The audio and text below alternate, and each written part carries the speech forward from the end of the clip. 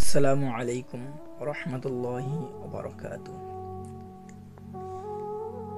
যেটা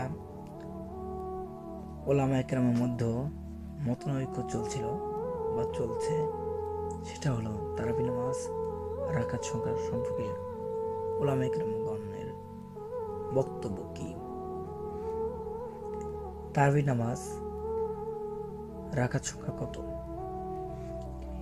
ইমাম মালিক রাহিমাহুল্লাহ এর মতে ব্যতীত তারাবির নামাজ 36 রাকাত। তিনি আহলে মদিনার আমল দ্বারা দলিল পেশ করেন। সুবহানাল্লাহ। আবার দেখেন কি বলা হয়েছে। ইসহাক রাদিয়াল্লাহু তাআলা আনহু এর মতে তারাবি নামাজ 41 রাকাত। আর কি বুঝলেন? একটু খেয়াল করবেন আপনারা, আমরা কোথায় আছি। শুধুমাত্র আমরা ফিতনায় আমরা জর্জরিত। 8 না 20, 8 না 20। তারপর দেখেন 3 নম্বর অপশনে আমরা কি পাইতেছি। ইমাম আজম আবু হানিফা রাহিমাহুল্লাহ, ইমাম শাফিঈ এবং আহমদ রাহিমাহুল্লাহ এর মতে তারাবি নামাজ 20 রাকাত।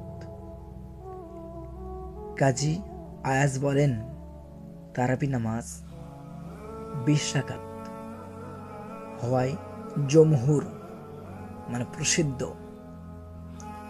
ইমামদের অভিমত। সুন্দরভাবে দলিল পেশ করেন। তার প্রস্তুত হয়েছে এরকম যে ইমাম মালিক ও ইসহাক রাহিমাহুল্লাহ এর মতে তারাবি নামাজ সম্পৃক্ত দলিলের জবাবে বলা যায় সকল সাহাবী এবং তাবিঈ জীবন শেষ জীবনে নিয়মিত তারাবির নামাজ বেশাকাতি আদায় করতেন।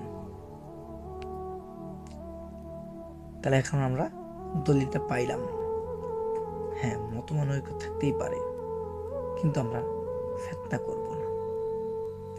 আমরা ফিতনা থেকে দূরে থাকি ইনশাআল্লাহ তাআলা।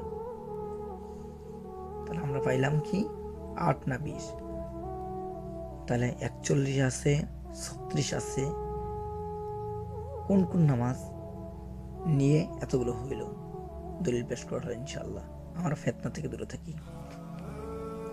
ওলামা একরামগণের সহবত গ্রহণ করি, অর্থাৎ তাদের কথাই শুনি। ইউটিউব যারা খাটাখাটি করেন তারা ভালো করে বুঝতে পারেন ইনশাআল্লাহ। কিন্তু বিশেষ করে একজন আলেমের কাছে বসবেন, বসার পরে ঘটনাটা ক্লিয়ার হবেন। সংক্ষিপ্ত হিস্টোরিটা আপনাদের সামনে পরিবেশন করলাম। আসসালামু আলাইকুম রহমতুল্লাহি তাআলা ওয়া বারাকাতুহু।